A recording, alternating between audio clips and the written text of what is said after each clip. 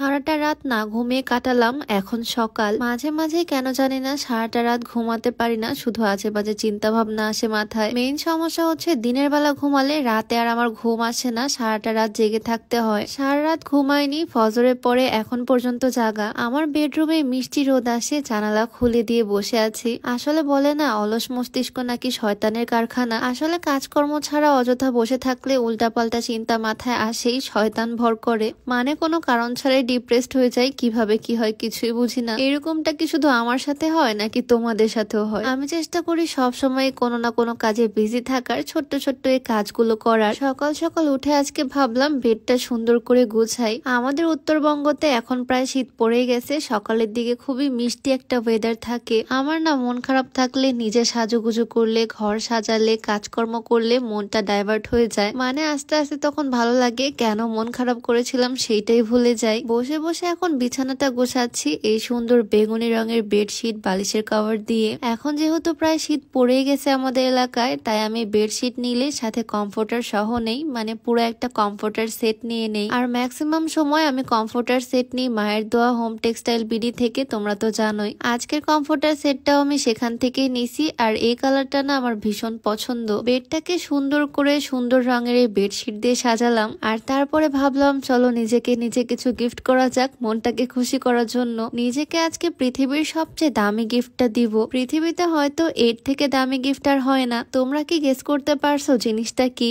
আচ্ছা চলো আমি তোমাদেরকে দেখাই, এই সুন্দর বক্সটা তোমাদেরকে খুলে দেখাই। নিজেকে নিজে গিফট করার মধ্যেও না অন্যরকম একটা শান্তি আছে। সবার জন্য তো কতই গিফট নেওয়া হয়, মাঝে মাঝে নিজেকেও কিছু দেওয়া উচিত। আর এই সুন্দর বক্সটার মধ্যে আছে ছোট্ট একটা কোরআন শরীফ, মাশাআল্লাহ, সাথে তসবি, আতর, দোয়া জিকিরের বই। প্যাকেজটা ছিল একটা কম্বো টাইপের, সেজন্য দুইটা চকলেট দিয়ে দিছে তারা আমাকে, একটা নামাজের হিসাব আছে, আর লাস্টে আছে একটা মিসওয়াক। পৃথিবীর সবচেয়ে দামি গিফট যেটা, এই কোরআন শরীফ, এইটাই আমি ফার্স্টে খুললাম। অনেকে আমাকে জিজ্ঞেস করো আপু তুমি কি কোরআন শরীফ পড়তে পারো কিনা। আসলে আমাদের মুসলিম ঘরের সন্তানদের ছোটবেলা থেকে কোরআন শিক্ষা দেওয়া হয়। আমি যখন ছোট্ট ছিলাম তখন ভোরবেলা উঠে এলাকার সবাই মিলে চলে যেতাম মসজিদে আরবি পড়ার জন্য। এখনো মনে পড়ে আমার, ছোট্ট একটা বই প্রথমে পড়েছিলাম যেটার নাম কায়দা, তারপরে পড়েছিলাম আমপাড়া, আর তারপর সবাইকে মিষ্টি খাওয়ে প্রথমবার কোরআন শরীফ পড়া শুরু করেছিলাম। এই ছোট্ট ছোট্ট কোরআন গুলো না দেখতে অনেক সুন্দর, আর হাতে নিয়ে পড়া যায় খুব সহজেই। তাই নিজেকেই নিজে আজকে এই গিফটটা করলাম, সাথে এই সুন্দর তসবি, আরো